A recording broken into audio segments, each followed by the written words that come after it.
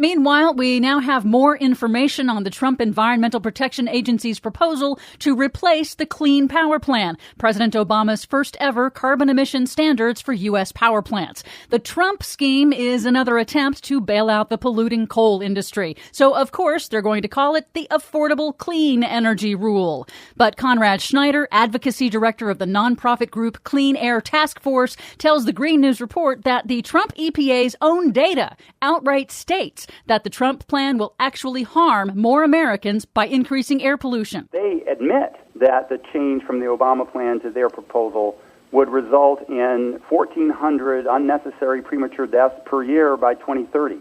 So that's thousands and thousands of Americans who would die prematurely under the Trump plan, whose lives would have been saved under the Obama plan. Just to be clear, the EPA's mandate is to protect public health.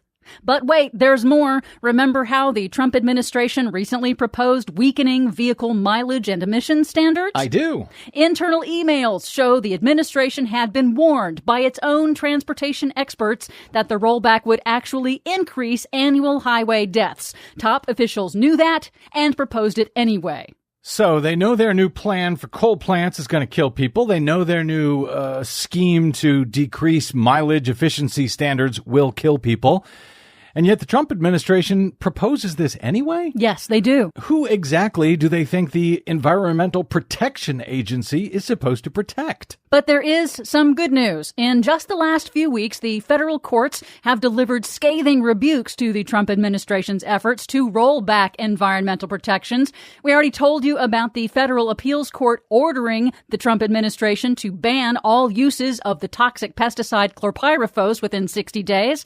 Then a federal judge in Montana dealt yet another setback to the controversial Keystone XL pipeline from Canada. The judge ordered the Trump State Department to do a new full environmental impact study on the pipeline's revised route, which will further delay construction.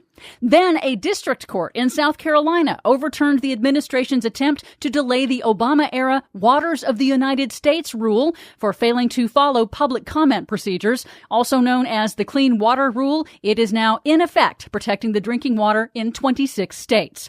Then the D.C. Court of Appeals ordered the administration to immediately implement Obama's chemical safety rule for chemical facilities that were put in place after the deadly 2013 West Texas fertilizer explosion. The court said the Trump EPA delay, quote, makes a mockery of the statute. And then the D.C. court also rejected the EPA's bid to stall rules governing toxic coal ash waste ponds, agreeing with environmental groups that the Obama-era regulations on coal ash waste do not go far enough to protect drinking water. It's kind of weird that losses for the EPA are now considered a win for the environment and public health, but here we are.